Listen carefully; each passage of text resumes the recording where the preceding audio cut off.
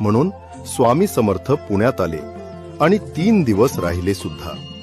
पुण्यातले स्वामी भक्त हरिअण्णा शेटे आपल्या सहपरिवारासह अक्कलकोटला श्री स्वामींच्या दर्शनाला गेले. हरिअण्णा शेटे यांना बघताच स्वामींचा राग अनावर आला.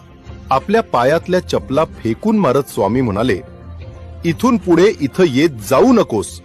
अरे, त्या म्हातारीला ह्या वयामध्ये इतका प्रवास करवतोस, लाज नाही वाटत?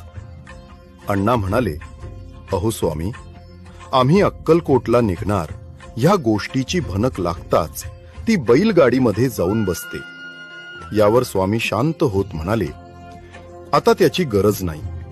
आम्हीच येऊ तिकडे पुण्यात. कधी ते नक्की नाही, पण येऊ नक्की. हरिअण्णा दर्शन घेऊन परत पुण्याकडे निघाले. बैलगाडीचा 3-4 दिवसांचा प्रवास करून हरिअण्णा पुण्यात आपल्या दारात आले.